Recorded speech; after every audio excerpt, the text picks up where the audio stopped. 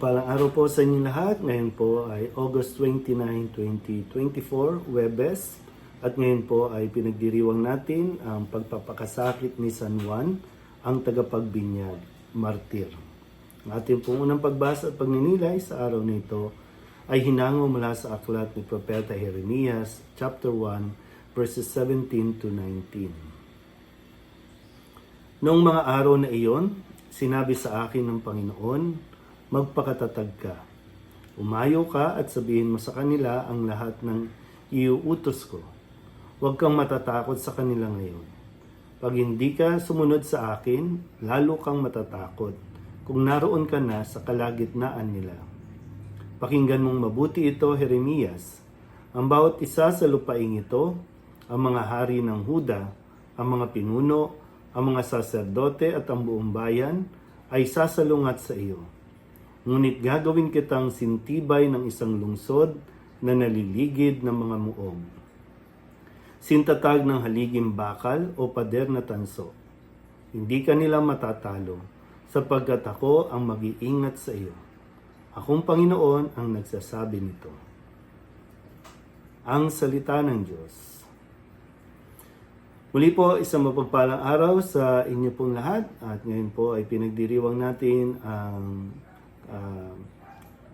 pagka-martir ni San Juan Bautista. Dalawang beses natin po itong binibigyan ng pagdiriwang. Una ay yung June 24, ang kapisahan ng pagsilang ni San Juan Bautista at August 29 naman ay ang kanyang kamatayan kung saan ay siya po ay hinatulan na mapugutan ng ulo dahil sa kanya pong pagsasalita ng katotohanan tungkol kay Herodes at Herodias na hindi naayon na sila ay magsama dahil si Herodias ay asawa ng kapatid ni Herodes na si Felipe at sila po ay si Herodes ay laging pinapaalalahanan ni San Juan na hindi tama ang kanilang pamumuhay, ang kanilang pagsasama. At dahil doon ay napugutan ng ulo si Juan Bautista.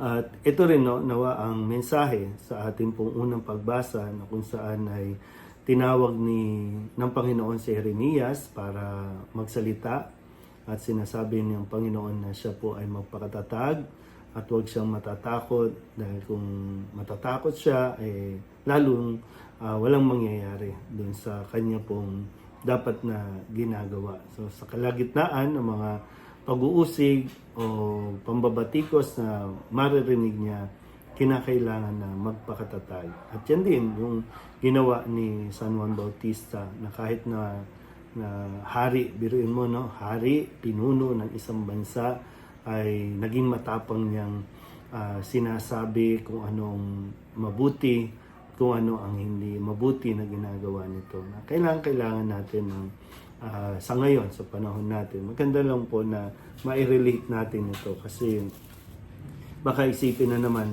na tayo po ay maingay, simbahan, mga pare, mga obispo ay nagsasalita ng pangaral tungkol dito. Hindi naman talaga tayo nagsasalita dun sa pagkatao ng mga, sabihin natin, mga issue natin ngayon sa gobyerno. Hindi tayo doon sa kanila mismong pagkatao, kundi sa kanila pong pamamaraan ng paghawak ng kanilang posisyon, ng kapangyarihan na ipinagkaloob sa kanila, na galing din naman sa taong bayan. Pero katulad ni Jeremias, ni San Juan Bautista, kailangan may magsalita. Kailangan mayroong nagpapaalala. Hindi para batikusin, kundi magpaalala na may mali sa kanila pong ginagawa. Kasi kung walang maninindigan, kung walang magsasalita, baka masanay na lang tayo na ganito ang maging kalakaran.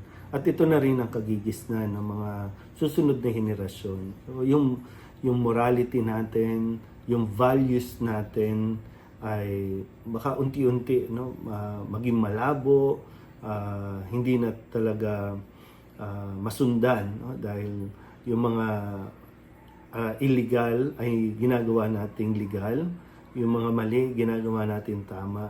So, sa ngayon, maganda po na paalala ay yung bang huwag tayong matakot na magsalita, magpaalala.